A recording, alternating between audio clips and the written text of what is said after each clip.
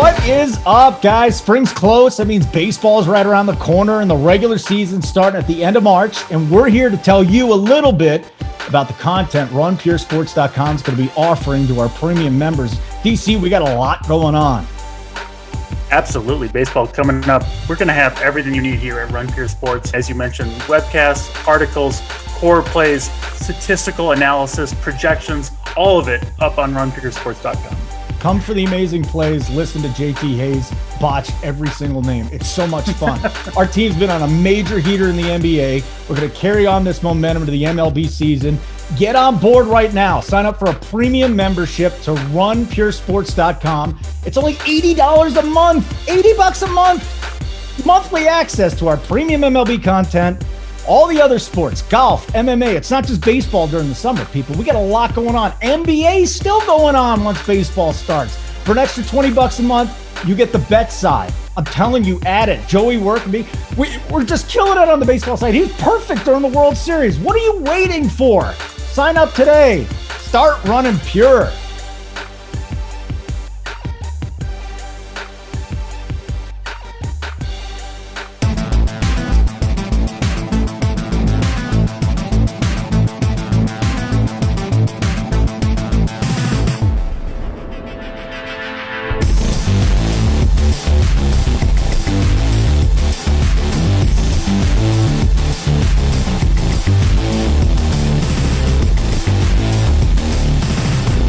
Hey, what's up? It is Run Pure U. We got some college basketball. We got a little Sweet 16 action on Saturday. And then Sunday morning, we're going to come back and we're going to do it all again.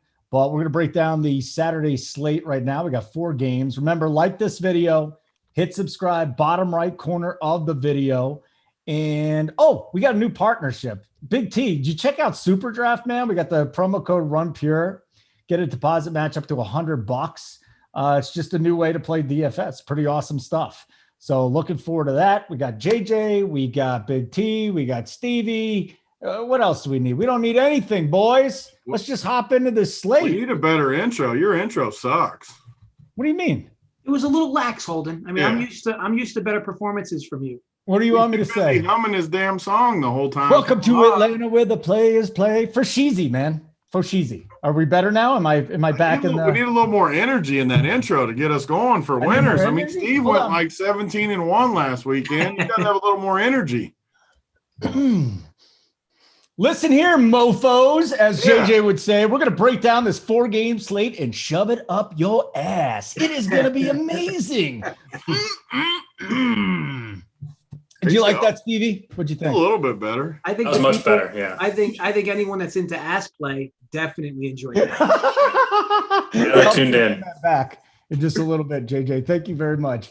I appreciate it. We're going to break them down. We're going to break these 4 games down from a DFS side and a bet side.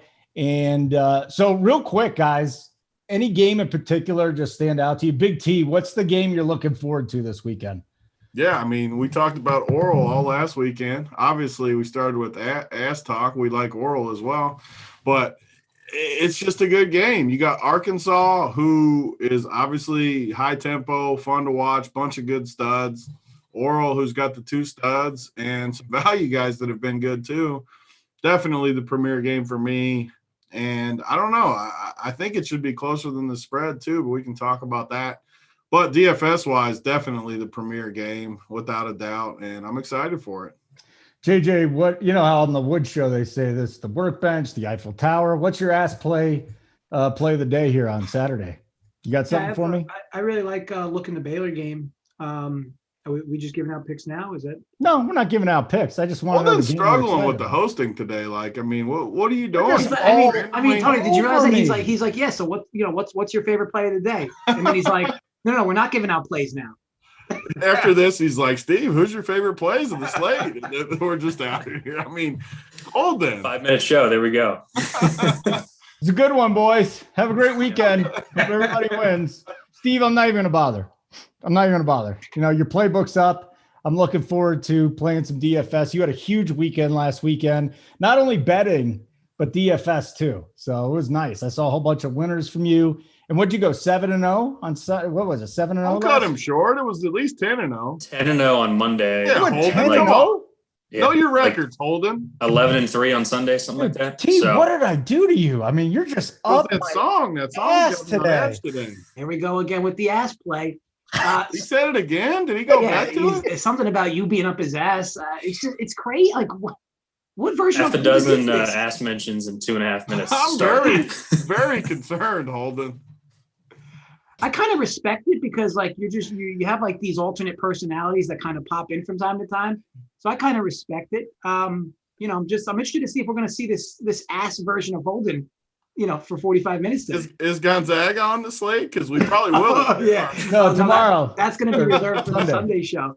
Yeah, Sunday show is going to be good because I got Gonzaga on there, and we're going back to the well with them. Gonzaga, their 7 first-rounders. That's right. Playing my boys in Creighton, too. Oh, all right. Creighton's on the slate, too, with Gonzaga. I know, just wait. Stevie couldn't wait. After we had the Oklahoma confrontation, Stevie couldn't wait to, throw a little Creighton jab in there. Have to any chance I get, since everyone in the country is fading them. Yeah. Fading all of it. All right, guys. We got 5:15, Nova and Baylor. So Nova's defense allowing a ton of threes. They're also chucking up. They're 90th percentile in three-point attempts since Gillespie went down. And I just look at the Baylor guards. Are we going to start with the first game, or are we going to go right into the second game? Holden just threw a dart and was like, let's start with the 5:30 game. I was going to say, I'm going to be at the bar at 2, so there better be a game on before 5. Do we get to talk about the first game or no? Holden's like, Syracuse tips against Houston at 9:55 on Saturday. Welcome to Atlanta, where the player. Let's go. You want to do 240 game? Fine. I was more excited about the other game. That's fine. We'll go in time order. 240 Oregon State. At least you got the time right. Usually you say 12:40 for the first two. Oh my God. This is the worst show I've ever had to be a part of ever. So Loyola forced Illinois into 17 turnovers, boys. 4 for 14 on threes. And then you got the Beavers shooting really well from beyond the arc, 42% over these 5 games where they've just run through the competition. Stevie, you've been the least mean to me so far, so we can go to you first. It's a 7-point spread. Loyola Chicago, the favorite. The total's 125.5. Why don't you give us a little betting and DFS preview here? Do you have a lean on either side? Yeah, so this is a stay away betting for me. I don't love backing teams coming off their season best performances, and I feel like we just saw that from both of these teams. So kind of tough to analyze there. Oregon State was 32 of 35 from the free throw line that went against Oklahoma State. Loyola doesn't foul. They're 6th lowest in free throw attempts per field goal attempts in the nation. So tough game to cap for me. DFS wise, it's going to be tough as well, just because this is clearly the lowest total on the slate. You got Krutwig, who shoved it in Tony's face, at 7-4, priced up 1,000. But both teams are outside the top 300 in tempo. Ethan Thompson's going to be a tough matchup for these small Loyola guards, I think. In DFS, we have a couple of ancillary options, I guess you could say, on the Loyola side. Not for a main team look for me, but Lucas Williamson and Keith Clemens. I think that you could pick a piece maybe from this game if you're putting in multiple lineups here. But there's no one that's glaringly mispriced. No one glaringly mispriced. Okay. JJ, let's get your breakdown of this one. So I want to ask you the question here about the Oregon State team total, because it's under 60 right now. And we know Loyola might be the best defensive team in the country, or they're right up there. Oregon State's been red hot, but right now a slight lean to the under Oregon State team total. Why is that dangerous? Because if Oregon State decides their game plan, it's going to be a little bit of a faster tempo to try to not let Loyola set up in the half court as much.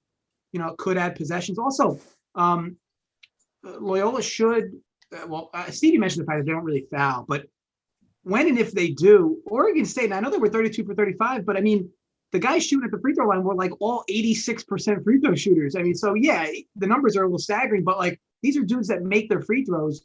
The biggest issue, I think, is that if Oregon State finds themselves at the line somehow 20, 21 times, you're talking Oregon State would have to make like 15 field goals in 40 minutes to go over that number. So it's a little scary. Don't get me wrong. I don't really have a play in the total in this game myself, but I could see how you would be scared in both directions, to be honest, with how good Loyola is on the defensive end in Oregon State. It's sketch. I would say, maybe look into doing it live instead, but pregame, it's a scary spot to jump in. Well, that's the problem too. Like if Loyola's defense just shuts Oregon down, then we're going to see like a 49 total, and I'm going to feel really uncomfortable hitting the over on that too.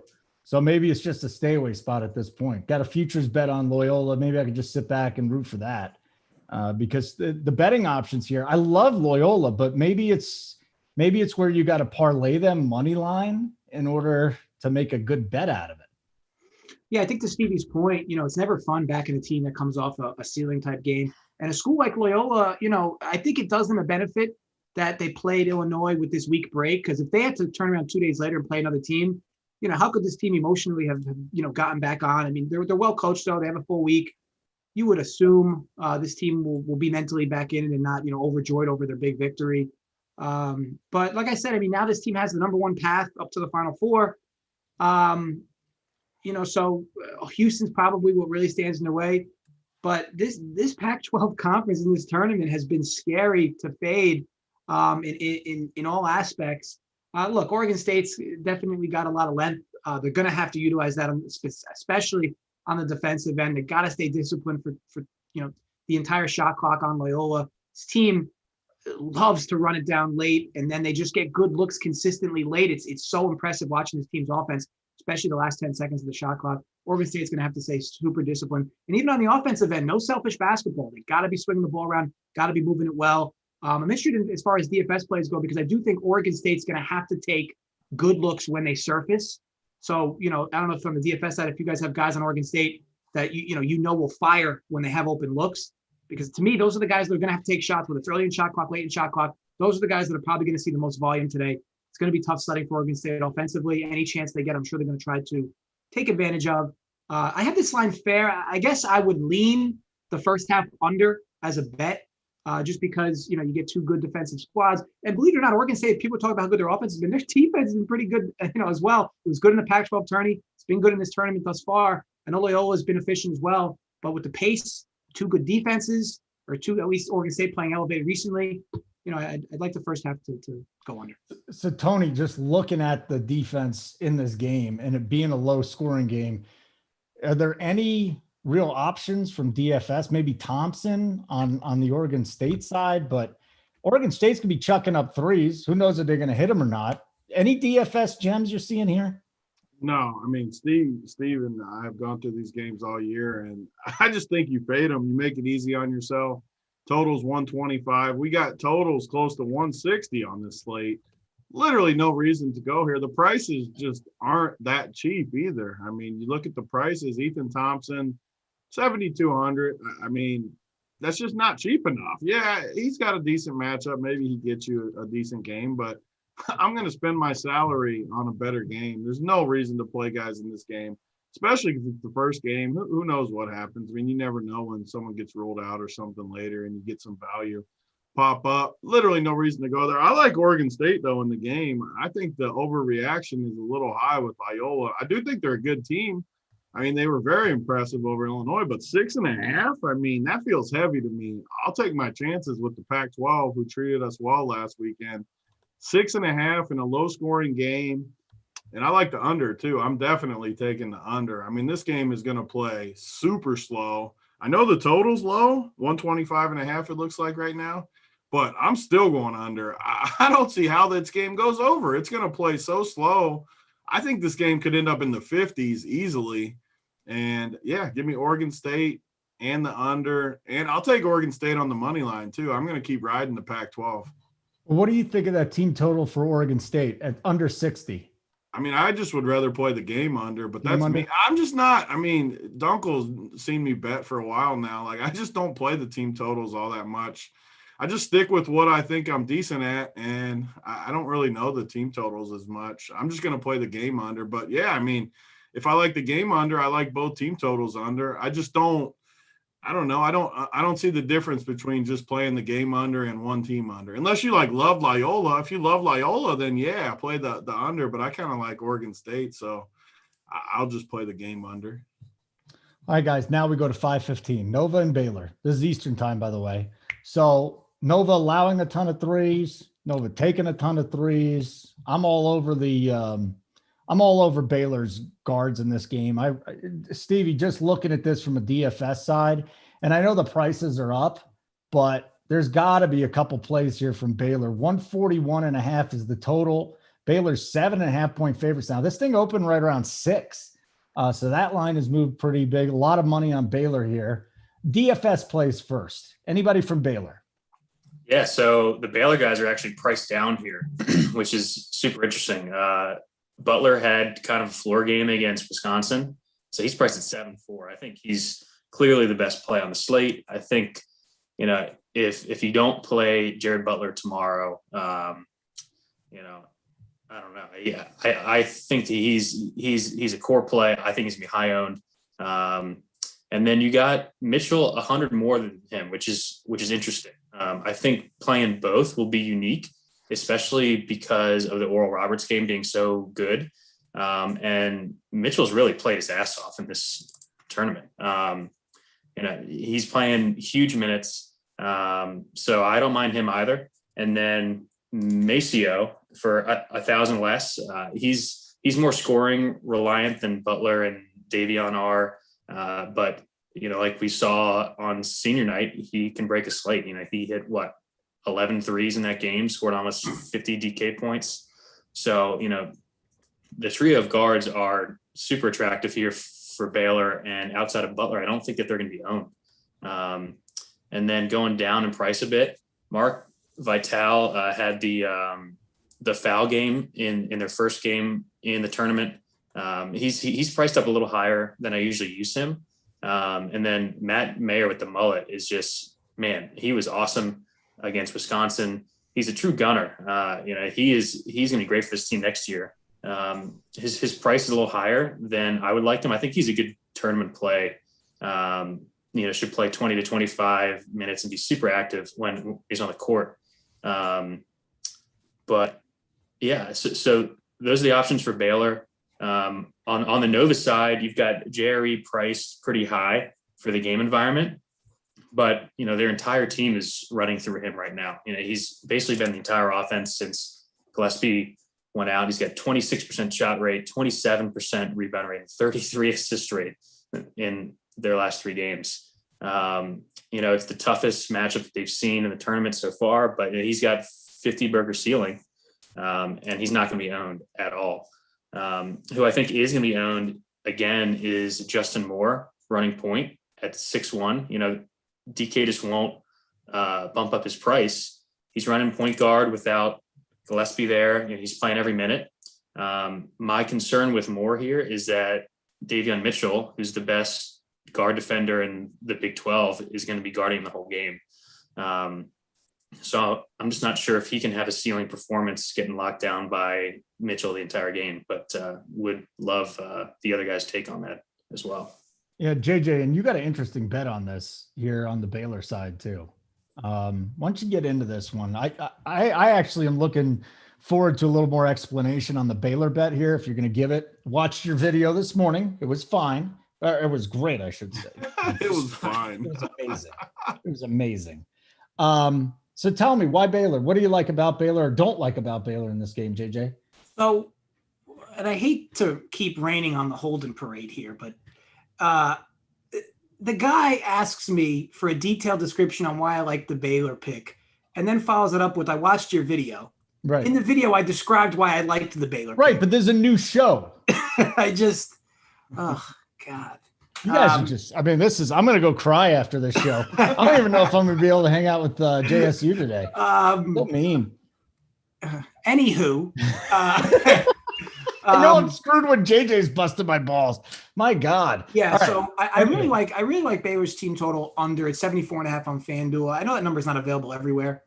Well, it might be now. As of yesterday's recording, it wasn't. But FanDuel, 74.5 is a big number for me. So what I've liked with Nova, and I know that people have talked about, how good Nova's offense looked against North Texas. I think their defense has looked really good in this tournament. And they've had a good defense this season. It's not like they haven't. Now, granted, they're a little susceptible from three. So if Baylor heats up, sure, that could be an issue. But, overall, Nova doesn't turn the ball over. Baylor got a decent amount of their points that way against Wisconsin, especially in the first half. Nova's good on the defensive glass. Nova doesn't foul. So, look, Baylor is going to have to earn their stripes behind the arc. And they could. To me, they'd have to shoot real egregious to go over this number because you would figure Nova's really going to try to slow this game down. Do everything they can to rebound efficiently, get back defensively.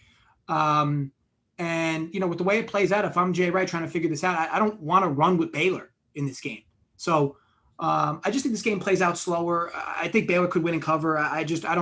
It's a big number for me against this Nova team, which mind you, has allowed teams to go over this number one time all season. And that was Stevie's team, Creighton, who was launching threes all game. I think they made like 13 or 14 threes. So, look, I think Baylor's going to have to do that if they're going to go over this number against Nova. And could they? Of course they could. But, this team's been a little different since the break. I did like what I saw on the defensive end against these most recent teams in this tournament. But I still do think they're still playing with fire on that defensive end. Wisconsin could have went over their team total. Hartford could have went over their team total.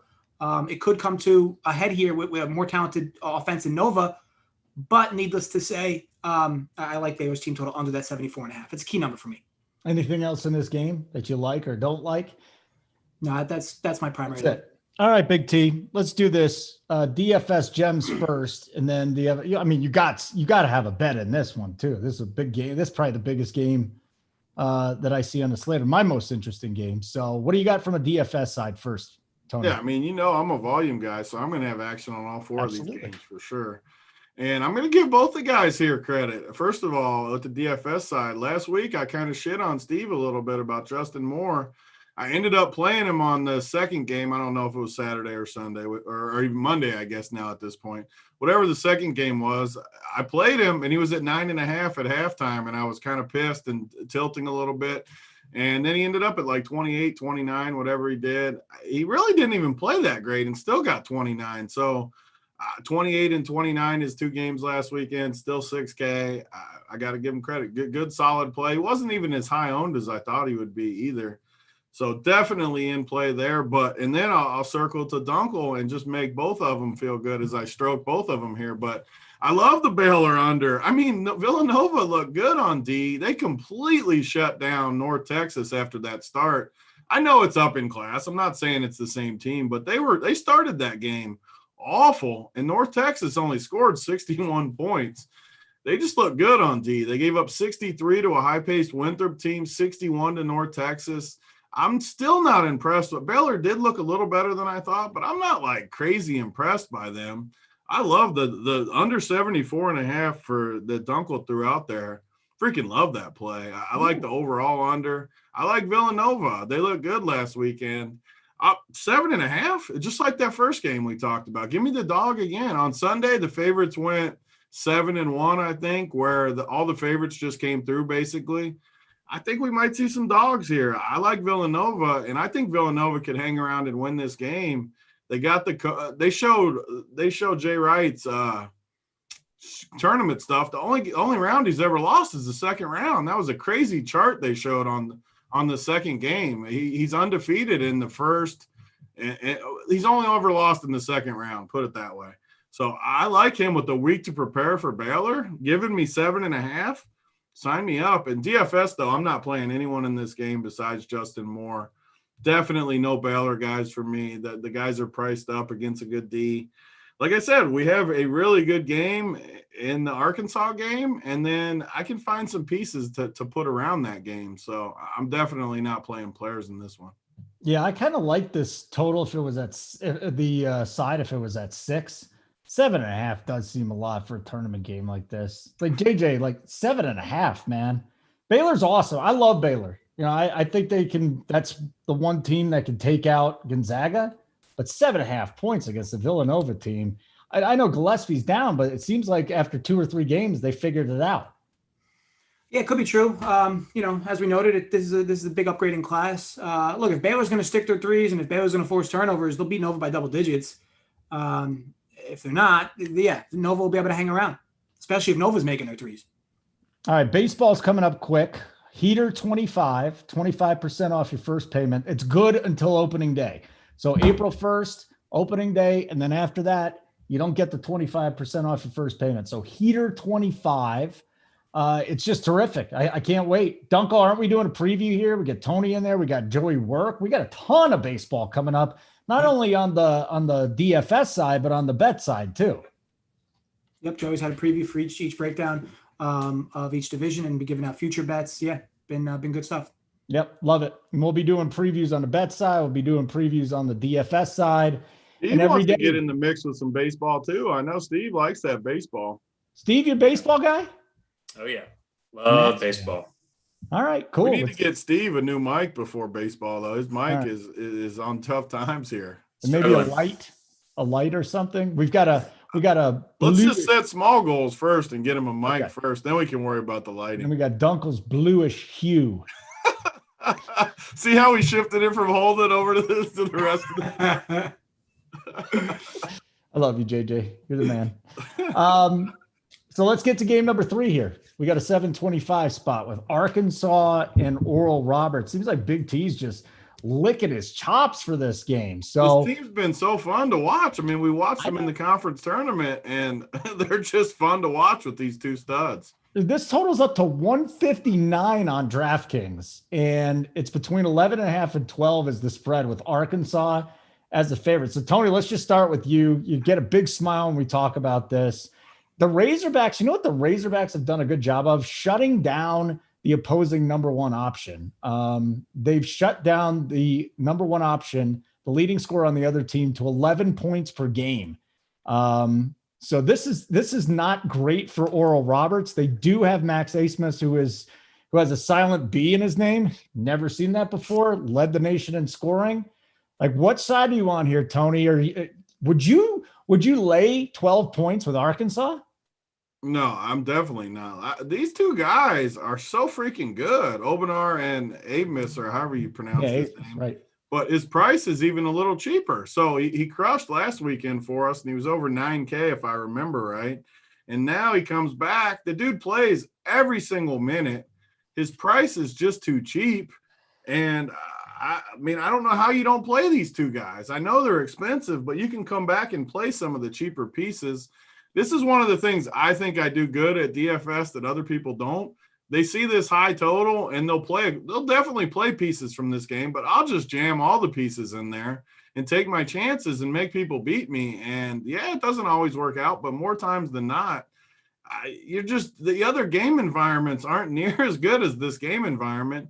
Even say Arkansas wins by 15 or something in this game, these guys are still going to play a ton of minutes. Their season's on the line. They're going to play good. So, yeah, I mean, the top two, the studs, obviously are great plays. But you look at some of these cheap pieces like Juergens, 5,100. He played 35 and 42 minutes. Yeah, he only went for 15 fantasy points last game, but he played 35 minutes. He's 5K. I'm fine going back to him. You look at Thompson, 5,300. He played 44 and 34. Same thing, only 17 fan. He didn't really explode, giving you tons of minutes in this game environment, though. Even this white dude, Lasis, I mean, he's 4,500. He even did good. I mean, 15 both games. I don't mind. It's a 4-game slate. It's not like the 16-game slates where we were playing last weekend. You can punt with these guys. Like, if you get the studs in and Lasis gets you 15 for 4,500, sign me up. Even if he gets 12 or something, like, that's fine for that price. And then the Arkansas guys are just studs. I mean, you look at all these guys at the top. I would rank them. I mean, Justin Smith was amazing last weekend. What was his stat line in the second game? 9 for 11. He played 39 minutes, 32 fantasy points. The game before that, I mean, he obviously broke the slate with like a 60 ball, but both games he was awesome. His price isn't high enough. Moody's price isn't high enough. None of these guys. I mean, Steve can talk more about the DFS side, but honestly, in my opinion, anyone that's playing minutes in this game, which Arkansas has 6 guys play all the minutes, Oral has basically 6 guys that play all the minutes too. Any of those 12 guys is fully in play for me, and I plan to just totally stack this game. Steve, who's the play? Like, would you pay up for A. Smith at 8,700? Would you pay up for Obanor at 8,900? Is this the game where you're spending up? Yeah, I mean, it has to be. Like Tony said, I think you need 4+ pieces in this game, 5+. You know, this is one of the best spots of the season. You know, really, Arkansas earlier in the season gave us some fits because they were running deep rotations and Musselman was really switching up what he was doing. But he has really concentrated his minutes in the tournament down to 6 guys now that Jalen Williams is back. So they are all in play. You know, obviously the 2 studs on Oral are awesome plays.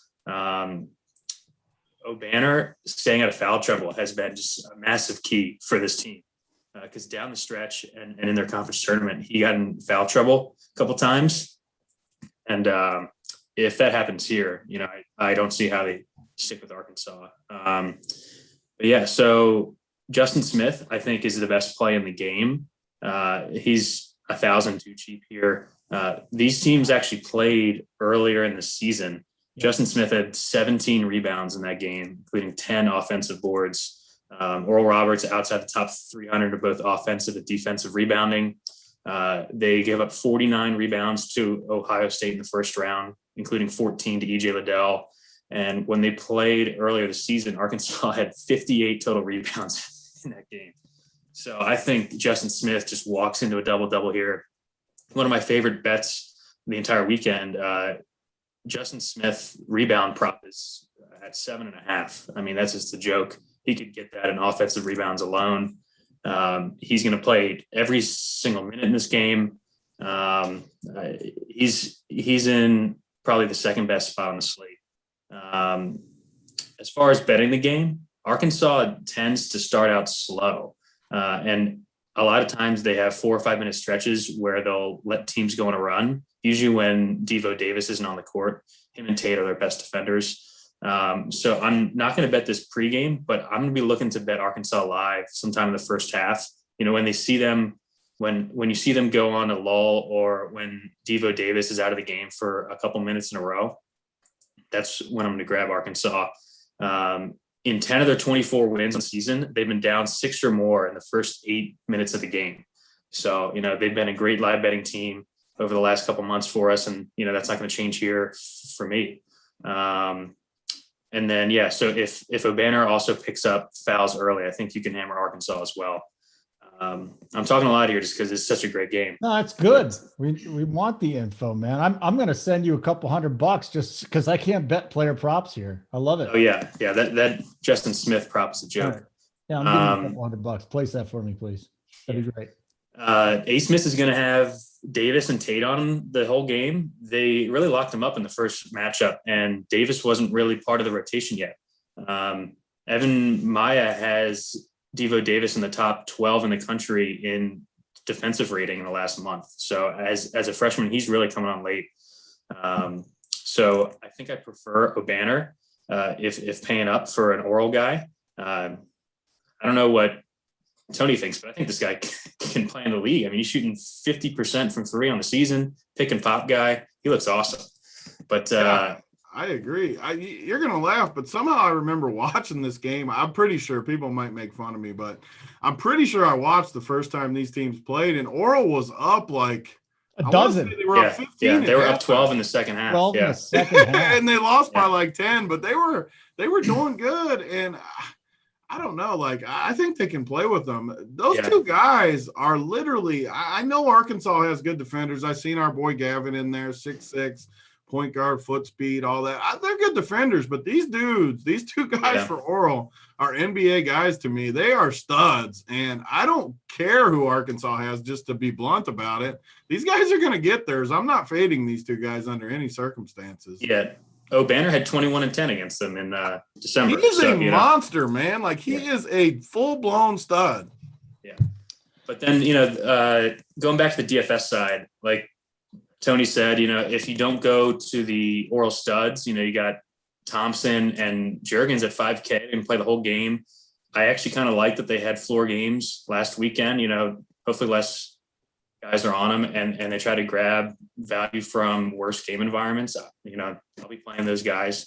And then on the Arkansas game, you have multiple ancillary pieces that are underpriced too. Devo Davis is under 6K. He has just a huge role in this team now. His role has changed completely in the last month. Jalen Tate, has tilted a bunch of people the entire season, but he's seen 30 plus minutes in both tourney games so far. They're going to need him to guard A. Smith. He's volatile, but that price is just too low for a guy who's going to play 30 plus minutes with an 86 team total. And then the guy that I really like for tournaments is Jalen Williams, who came back. He played 28 minutes, started their game on Sunday. He's a great rebounder, ancillary stat type guy. And I think that he could be the low owned key piece to ship in this game. Hey, JJ, so like we were talking about, it was Arkansas trailing by 12 in the second half. Then they just go on a massive run, win the game by 11. How much do you look at that first game and to try and apply that to this game? Do you do that or just wipe it off the slate? Yeah, first game, it looked like Arkansas kind of got caught with their pants down. Realized it a little later than probably people would have hoped they did, but still went on a big run at the end of the first half and then just kind of blew away from it in the second half. Went down double digits against Tech again, another team back-to-back early on. Closed the first half pretty strong. It's kind of been a trend for Arkansas. The long short for me is I do like Oral Roberts' first half team total over. It's 34.5. I think Arkansas, if anything, is going to speed them up, which Oral Roberts has been speeding up everybody they've played to date. Arkansas is now going to speed them up. Should allow for more possessions. Arkansas is not exactly great defending the three. I think, for me, Arkansas has been much better defensively in the second halves of games. I'd expect that to clamp down again here. But early on, I think Oral Roberts is an interesting attack to try to defend with efficiency, especially at the pace Arkansas plays at, and Oral Roberts is going to meet them at that pace. So, yeah, I think Oral Roberts gets good looks. Of course, if they don't stick their threes, they're not going to go over that number. But 34.5 is a number they've gone over twice in this tournament. They're going to be getting a faster tempo boost from Arkansas. They've gone over this number first half of a lot of games this season. So, for me, I like that spot. Now, as far as who covers, who doesn't, that's tough to say because Arkansas, I'd argue, does a lot of what Oral Roberts does better. So it's a bad matchup for Oral Roberts. Now, I know that people have been saying that for a bunch of games now with this team, and they've shown a lot of life late. But, how many times can this team be down 5 or 6 points with 3 minutes left and win? They've done it now twice in a row. If they have to do it again, you're talking about triple jeopardy at that point. So, overall, yeah, I think Arkansas winds up winning bigger here. But they could blow out. Oral Roberts could sneak back in and not end up covering. So, best bet for me for this game would be Oral Roberts first half over their team total. Yeah, and again, that is just a sky-high total, 159. Then we go to our last game on Saturday, 9:55 Eastern. This is down to 140.5. Actually, it's up to 140.5 from 139.5. Syracuse, Houston, 6.5-point favorites. JJ, so at some point in time, one of these teams is going to figure out the Syracuse zone. The question is Houston going to do this? Houston looked awful against Rutgers and then just put everything together, went on the run. This is a team that is the best offensive rebounding team in the nation, just everything, man. And Syracuse has jumped off to early leads. So early in this game is going to tell a lot. I wonder if this is a live bet spot. What do you have going in here? Yeah, so this game is going to be played on March 28th, 7:30 a.m. Mumbai time in India, for those wondering, remote. I know Holden likes to give the correct time zones, so just figured I can't figure out mountain time. Don't start with me with this. This is Mumbai time. What the hell is that? Look, everybody knows about the Syracuse zone, right? It's no question. Now, Houston's not a team that, of course, sees it, not at least a Power 5 team that sees a zone like this often. But for me, this game's going to come down to whether or not Syracuse can stick their threes with guys not named Buddy Boeheim, because they did it in the first half against West Virginia, which ballooned their lead, which they needed every point of that lead, because despite Buddy Boeheim playing well in that second half, the other guys started to falter. Can we get another first half like we did from JSURab, Stevie? I mean, probably not, right? So, guys like that are going to need to step up again. Now, Houston, I always say this about teams like Houston, they had dead to rights in that Rutgers game. They had no business winning that game by any means. But a win like that does a lot for a team in a tournament. Like I said, you take a big sigh of relief after a win like that, and, you progress forward. A team like that in Houston, now that dealing with adversity like that, is used to it in case they have to deal with it again. Big win for Houston, all things considered. I thought Rutgers played really well. They deserved to win that game. Needless to say, in this one, if Houston can shoot over the zone, they win this game. I know it sounds cliche and simple, but teams seem to struggle with consistency. Now, West Virginia found success with their bigs, especially in that second half. And they also had the one guy making threes, like all half for them. I forgot his name. So that helped. Will Houston be able to get this? And, Giroux, is he 100%? Grimes got hurt and came back. There's just a lot of nagging injuries with this team. They are well coached, though. But this time of year, Syracuse is always a tough out. I mean, even when they made the either Elite Eight or Final Four a few years back, they're a tough out. So, I think that it's a big line, and I get it. But, I have no actual horse in the race. I don't want to play the total either because of the tempo. If it speeds up, Houston can definitely run with this team if they want. All in all, this is an off spot for me to watch. I do think the winner of this game, though, regardless who it is, goes to the Final Four. All right. Wow. Going to the Final Four. Tony, you've been liking some unders here. Can I interest you in an under in this one? 140.5. Absolutely. This slate is one of the easiest I've ever seen, I think. 4 games. I love 3 unders. I like 1 over. And in this game, DFS-wise, too, these prices are outrageous. I mean, Buddy Boeheim's 8.1K. Similar price point to those guys in the last game that there's just no way I can play Buddy. He's been amazing. Don't get me wrong. But Houston's a different animal on defense. I mean, Dolchak, or however you pronounce his name, 6,200.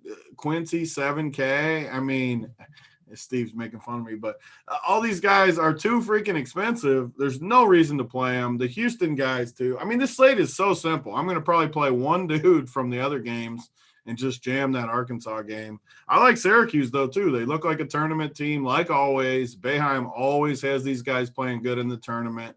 Houston's had problems scoring. I like Syracuse. I mean, it's easy for me. I'm going to take all 4 dogs, and I'm going to take my chances. I like Houston's a better team, but, I mean, these spreads just feel too high. 6.5. Syracuse is peaking. I don't love Houston. Give me Syracuse. And DFS-wise, I mean, maybe you could play like Grimes if you wanted to. Giroux's hurt, too. He hasn't practiced all week. He was doing his thing last game, too, where if he misses a shot, he holds his side. If he makes a shot, he goes down just fine. I love that when these college guys do that. But I don't know. Like, he hasn't practiced all week. I'm not going to play him. He got back. He got back, Tony. He was practicing a little bit, but I'm super concerned about the hip. I don't even care. Like, I know he's out there, but the dude couldn't walk. Yeah. I mean, he was making shots. I mean, he couldn't walk. I mean, Drew's a beast. He's going to play in this game. What's that, Steve? I said, Drew's a monster. He's definitely playing in this game. Yeah. Tony brings up a good point, though. Like, how effective is he going to be? These guys with these injuries, like when they miss a shot, it takes them forever to get up. It was like they got sniped. Yeah. And when they make a shot, it's quickly getting up, and they're pointing fingers at guys to cover them. That's natural, The UCLA guy was still my favorite because Titletown was like, "Oh, he's out, he's done," and then afterwards he's got his arms and he's career-ending ankle injury. It did look bad. I loved it though, and then people even on TV after were like, "Is he going to play next game?" I'm like, the dude was literally chest bumping his teammate. Oh yeah, he's playing. Yeah, he went like 8 of 12 from the floor the next game. Steve, what are you doing with Giroux? What are you doing with him? So I've been super high on Houston all season. There's no way to, that I'm going to take the foot off the gas here with the draw that they get the rest of the way. Got a bunch of notes, man. Houston just set up so perfectly to beat Syracuse. Great on the offensive glass, like Holden said, second nationally. Justin Gorham is going to eat here. He's gotten in foul trouble in both games. In the tournament. If he doesn't get in foul trouble, he should have some monster game here. His rebound props at 6.5, smashing that over 2. I mean, he could get more than 7 offensive rebounds in this game. So yeah, it's Syracuse 340th in defensive rebound percentage. Houston actually saw a good amount of zone in their conference play. They saw zone a top 50 clip this season. One of their losses was to a zone team in Tulsa. And then when they played them the second time, Houston just absolutely blasted them 86-59, where Grimes and Sasser just went nuts. They hit 10 threes. One thing I wanted to note during Syracuse hot streak, which plays into Tony's under, is that they're playing much slower. So they averaged 69, 70 possessions on the season, but their last 4 games, 59, 65, 62, and 60. Before that West Virginia game, who paces everyone up.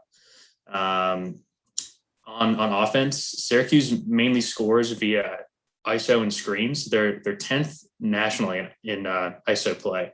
Houston's 99th percentile guarding shots off ball screens for synergy. So I just don't see Syracuse scoring very efficiently in this game. And I think Houston matches up really well as a team that hits the offensive glass and has multiple guys who shoot threes. But yeah, so love Grimes, love Gorham. Interesting decision for me is going to be Grimes or Moody. Do you take the 30% usage guy on a team that I like, or Moody, who's got, 6 mouths to feed in a much better game? So, that's something that'll be wrestling with probably up until lock. But I just want to circle back on Gorham here. He's not projecting super well, but I think that this is the spot for Gorham. I mean, he's made to go up against the zone. Like I said, he battled fouls in the first 2 games. If he doesn't foul, he's going to play 30 plus here. This is the lowest price we've seen on him in a month and a half. He's the best rebounder on the team. I think he can double for 5-5 at low ownership. He should just hoover rebounds. Love Gorham here. And then last note, wanted to say good luck to Chris C. Clow in the semifinals of the DK Tourney Mania. He's going up against Archibus, who's a good player. So good luck, Chris. Oh, that was really nice of you, Stevie. Giving a little shout out. All right, we got to get to the Wood Show here. I don't want to keep Simon waiting. So real quick, guys, let's just give the best bet. JJ, you going Baylor? Baylor team total under 74.5. How about you, Tony? Give me the oral game over 159. Woo. Like it. All right, Steve, what's your play here, buddy? Best bet is the Justin Smith rebound prop, and then a live look at Arkansas once they start slow. Yeah, I'm going to try and see if I can get some good odds on Loyola, Chicago, Baylor money line. What was your money line play, Steve? You know what? Don't give it out. Don't give it out because we're going to put it in Discord. That's for the premium members. If you haven't signed up yet, Heater 25, get in there. You can do the bet side and the DFS side for $100 a month. Are you kidding me? If you would have been on the bet side last week, you would have paid that off. I don't care what your bankroll is. You'd have paid that off like that. It would have been done last weekend. And really, the team's been hot now for a few weeks. So stick around for that. Of course, you can check out Big T's picks. He has a laundry list when he throws it in Discord. JJ, of course, been doing this since he was a fetus. And then Stevie, 10-0, dude. 10-0 for Stevie. That's not bad. And even I'm doing well. This is great. Simon, thanks for running this, buddy. We'll be back Sunday morning to preview this. So make sure you keep around for that, okay? For Stevie and JJ and Big T, Simon, thanks a lot, buddy. I'm Holden. Keep running pure and catch the Wood Show, which is coming up here in just a sec.